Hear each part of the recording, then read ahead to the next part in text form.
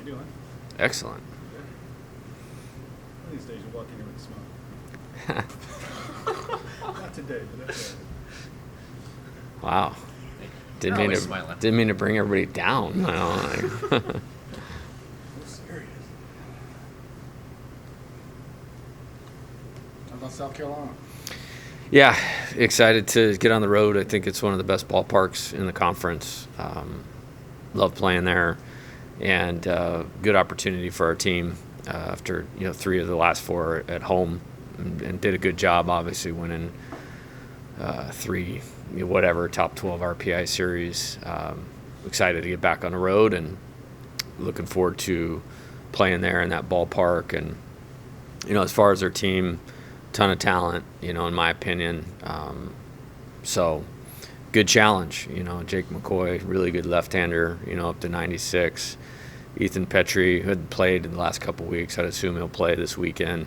One of the best hitters in the conference. So another life in the SEC, another weekend.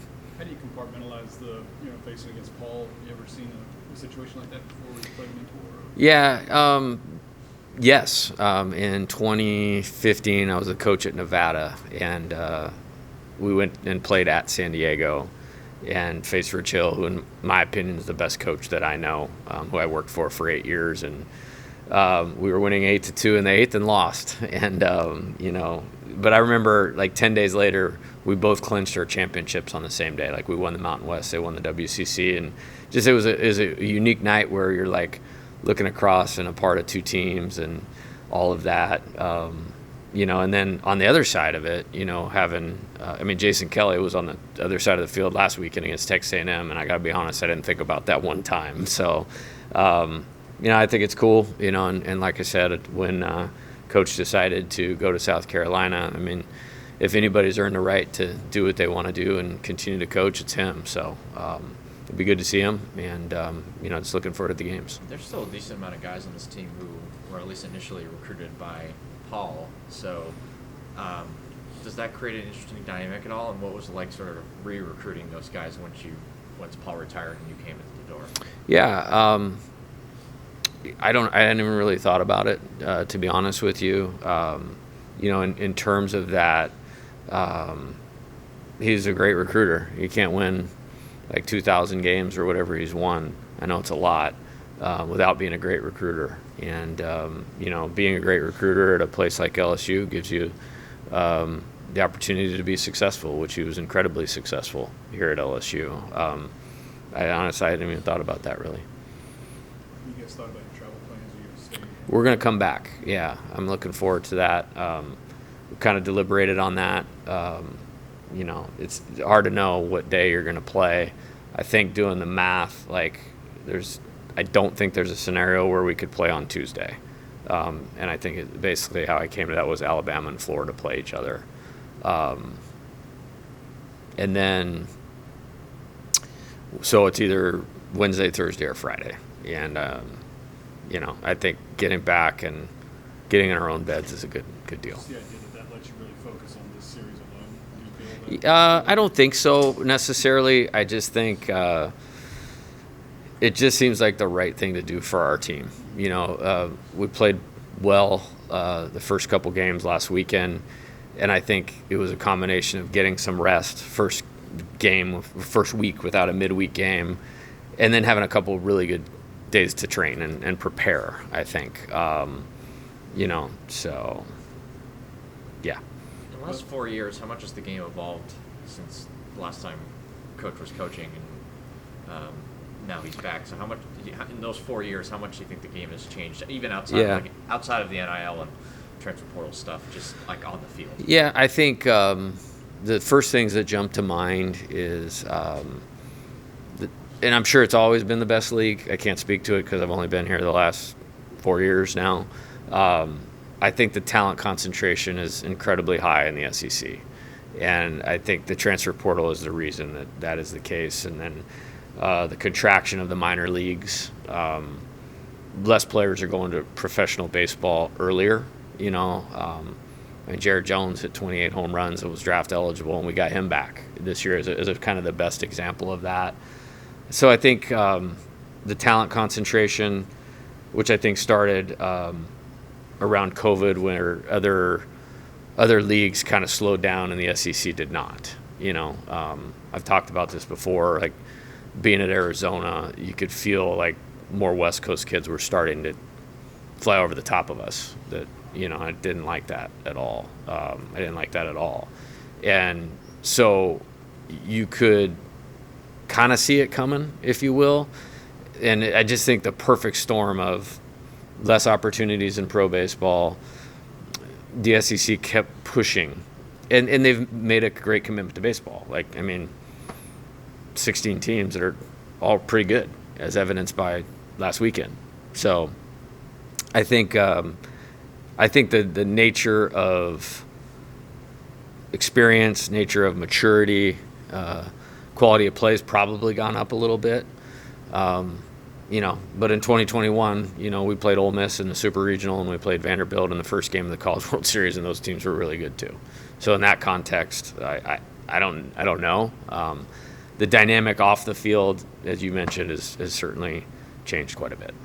We all think you're sitting pretty well as far as postseason play goes. If you have a chance at 20 wins, is there any messaging there to the team? Yeah, I just think that's probably getting too far ahead of ourselves, only in the context of helping them be ready to play. And that's really like, hey, we have game Thursday. And I think getting too far ahead is like the worst thing you could do, especially at this point in time. And everything's training for something. And for training for where we want to go in the postseason, it is really one game at a time. That line from Gene Hackman and Hoosiers, when he's talking about going to the state championship game, you don't think about that till you climb the step in front of you. So our whole system is built on right here, right now, and that's Thursday. Now, would that be cool in this league, given like what you just asked me? Yeah, that would be cool. I don't know that that's going to move the needle for the players a ton. They have things they want to accomplish, but our whole deal is how do we accomplish those things? Super boring, but not bulletin board material for us or for, it's like Thursday. We got Thursday. You've always been pretty high on Ethan Frey and his hitting ability. It really seems like the last month or so he's kind of taken it to another level. Yeah. What do you think has gone into his growth and development? He's a man. He's literally handled everything, success, failure, injury, role, about as good as you possibly can. And he has talent. And so when you have that kind of maturity with that kind of talent, I wouldn't even call it a breakthrough because I've always had a high opinion of him. Success was going to be there, and that's just how I feel about Ethan. Have you been to Rose Pine? What did you think? I have not been to Rose Pine, actually. Yeah, I still need. We call them GPSs still. Yeah, driving around here. Yeah. I assume he was already committed here when you came on board and took this job, right? Yeah, it was actually a really cool story. So he was, and then it became really evident really fast with Arkansas and Texas A&M, getting every player in the transfer portal. My attention had to go to the 2022 team, or we were going to finish in last place. We were going to finish in last place if that's not where all my focus was. But I remember there was an area code tryout here, and I'm in the office 19 hours a day, the first month that I was here, 19 hours a day. And I'm gonna go out and watch like I would, the recruiting Jay Johnson, and evaluate and try to meet some people and this and that. And this dude comes up and he's just blasting balls over our scoreboard. And I was like, yeah, I want to look at this guy. And I didn't even know it was him in the box at the time. And then I looked at it and I was like, yeah, you're going to come back and we're going to hang out for a little while after this tryout. And was he committed? He was committed at the time, yeah. And then let's just say we were doubling down on making sure that was going to stay in tune. And to his credit, man, he is just the best. I have high opinions of a lot of our players in our program, and none higher than Ethan. What was the... Can you just kind of run through that again? Yeah. Checked out? Yeah, he threw his bullpen yesterday, and we're on track as normal, and excited about that. Freaky deal in the wrist. Just kind of had a cramp. Yeah, kind of had a cramp. And like I said, wasn't too concerned, standing behind the mound and watching those 2 pitches he let rip after that looked very normal.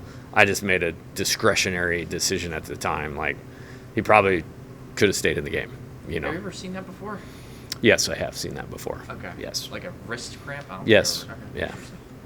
So 19 hours a day, were you sleeping in the office?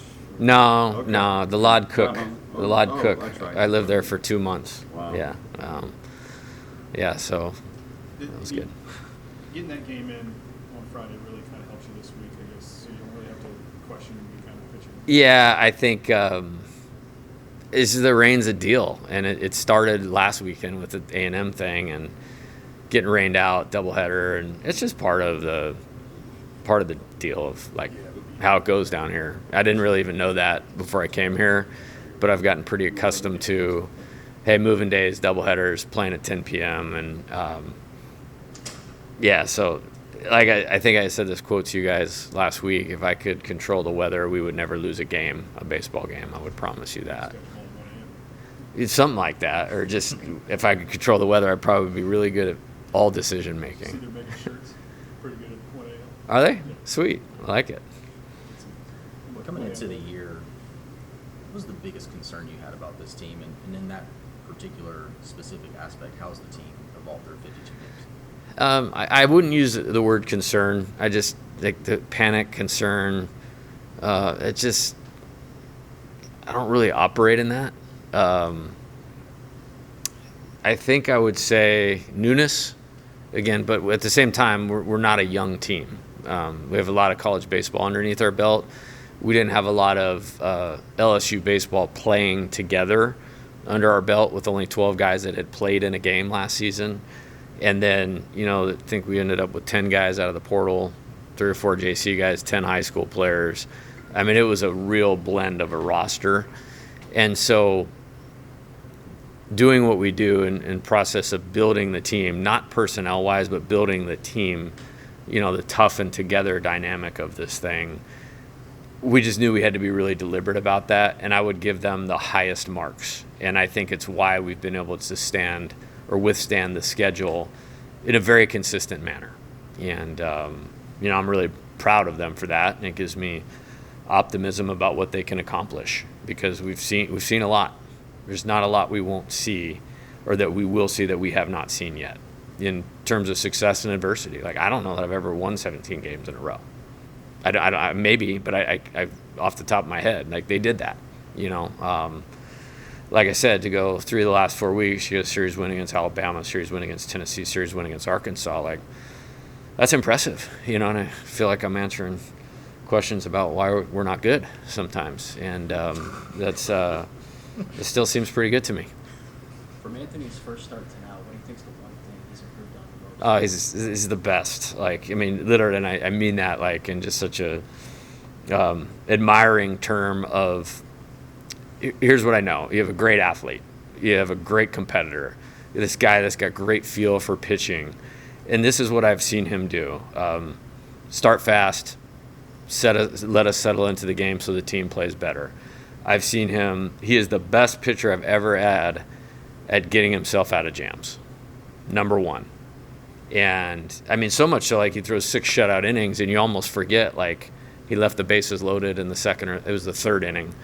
And then they had 2 more on at another time. And then he's also one of the best I've ever had at getting better as the game goes along. Like, that's 3 pretty good qualities to have as a starting pitcher, on top of all of his physical ability. And the makeup thing is just like, as you're going through it and recruiting, and you can see the metrics, you can see the strikes, you can see the spin, you can see the velocity. And then literally the first phone conversation I had with him, I was like, I think this guy's got the it piece of it. And then on the visit, it's like, we have to get this guy. Like, he has to be here. And thank God he is. With the success you guys have had on the mound, just kind of building on that, how much does that kind of bleed into what Luis and Cade have been able to do? Oh, yeah. Great. It really seems like the last several weeks they haven't allowed a whole ton of balls No, to get past. we've caught an elite level, and again, I'll say it every time because of the importance of it. We needed character at that position, and those guys have elite character. And how does it show itself in terms of helping the team. They have embraced the role of a catcher to be a servant of the pitcher. And whether that's blocking, giving them confidence, getting on them a little bit when they need a kick in the pants to get going and get in the zone, communicate with the pitching coach, still be a good offensive player, share the duties, and be team enough to do all of that. It's been phenomenal. And I'm just so thankful to have those two guys. That was going to be my next question. Like, do you think Cade and the opportunities he's had the last several weeks to help Luis and then? Oh, no doubt about it. No doubt about it. And I have a strong track record of having good offensive catchers and trying to catch them every game because of the benefit of both, and then wearing them out for a little bit, and then, hitting my head on the desk going, I'm never going to do this again, and then continuing to do it again. But it was hard not to play Luis for a while because in SEC play, he was killing it. But I know how good Cade is. And then I think they both benefited from it. I think our teams benefited from it. And what a luxury, isn't it? Like if in football they say if you have two quarterbacks, you have no quarterbacks. Have I heard that before? Have some of you guys said that before? Well, in this case, we have two catchers. And, again, lucky us. So you talked about your base running rules on your radio show yesterday. Where do those sort of come from, and how long have you sort of had those sort of general philosophies? Yeah, just the whole base running philosophy for us is smart and aggressive. Smart comes before the aggressive, and the smart is knowing the game and the situation, and what's needed at that time, and it's just sound baseball is where it comes from. And then the aggressive part is you want to be able to take advantage of things. And that's one of the first things we'll work on today is back to it a little bit more like a January practice, a couple things that we need to do there a little bit better. And nobody with just watching the game casually would even notice it or have seen it. We have, and just get tied up on a couple things. But like I said, I mentioned Coach Hill earlier, getting to work for him for 8 years. And I mean, he's one of the best, baseball coaches, period. But I mean, the base running thing really kind of learned it from him, and obviously carried it forward. But because it's just smart baseball. How do you think you guys have executed with that? I think we've been a great base running team. How I evaluate that, I would say, is do we give anything up or make bad plays? And you're not going to be perfect for a year, but I don't remember a whole lot of mistakes. I don't remember, I'm probably jinxing myself saying this, a freshman getting picked off. That's one of my career goals is to go a full season without a freshman getting picked off on the bases. Nobody's run into an out at third when the ball's been hit to the shortstop. You know what I mean? Doesn't mean you don't get thrown out. Nobody's been in between on advancing on the ball in the dirt. We have a saying you can't be half pregnant on a ball in the dirt. A woman is pregnant or she is not pregnant. You can't kind of go on a ball in the dirt. You know what I'm saying? Yeah. So it's I don't know really. I think we've done good. I think we've really minimized mistakes and taken advantage of opportunities. I think Coach Jordan's done a good job of sending guys at the right time and being aggressive and pressing the issue. I mean, I remember there was only one who wanted to wring his neck. So that's pretty good. Being a third base coach is not easy. And it's actually not easy in this ballpark or any of the SEC ballparks because they're so small. These last couple weeks, I know last week was kind of out of your control, but not having a midweek game, has that allowed you all to get some extra work in? Yeah, I think last week was beneficial because the finals thing, because that's real. Our guys do a good job in school. And then coming off of a road series and this late in the year, I think the rest for the first 48 hours coming off A&M was key. And then it allowed us to structure practice differently last week. And we're kind of able to now because school is over. And I love that. I'm all for academics, but the best part of the baseball season was when school was over, which is right now. I think Cooper is one of the smartest guys on the team, and you'll talk to him. I think he's probably happy school's over. And he could be at Harvard if he wanted to, What's that? Would you purposely schedule that way in the future? No, I mean, it's going to get harder to even play 56 and who knows what's happening with the roster. And I heard something yesterday, we might be able to have like 80 players, like now. Like, so it's like going in the complete opposite direction that it was. I don't know all this stuff on that, but, but with a 34-man roster, which is what we're planning on, the midweeks throughout, it's going to be really tough to play 5 games, and it's really going to be tough to play 56 and do what's in the best interest of your team. I think in this case, this week, the benefit of it is rest, recovery, and then energy. And I thought we played with a lot of energy this weekend. With Cooper Williams, how's he sort of improved the last couple weeks? Well, I think he is going to be a outstanding pitcher in a bigger role than we've seen to this point. And at a place like LSU, on a pitching staff like this, to be able to come in and get meaningful outs and contribute in SEC games as a freshman is really hard to do. And so I'm proud of him for that. I think the strikes piece is at the forefront of it. I think the next level of it is continuing to develop physically, which he already has, and then, continue to build in a way where he can command the ball and mix in a way that, we're just talking about Anthony, the way that he does. And I see that for him in his future. But all the controllable pieces about doing all the things that you need to do to be successful, he does that. And the mindset, mental game, competitiveness, ability, now it's just about building time, strength, and experience. And he'll, however good he can be, that's where he'll get to here. All right, Coach. Go ahead, John. Go ahead. Sorry. Are you noticing that Chase is getting more comfortable in his bullpen role, maybe? I think he's just getting better, and I would say that for a large portion of the pitching staff, but definitely in Chase's case, he gave us a real chance to win two of the 2 games that he pitched in this week. We did come back and win, largely because of his contribution. And then I thought he was outstanding on Saturday. I didn't quite have in my head he was going to go as long as he did, but again, I thought he was getting better. There was kind of a sweet spot with Arkansas with him that we felt like he could be successful in that series, and he was, and put us in a great position to come back and win. So maybe a better question for him. I just see him as getting better, and that's great news for us. All right, thanks. All right. Thanks, guys. Thanks, Coach. I will bring up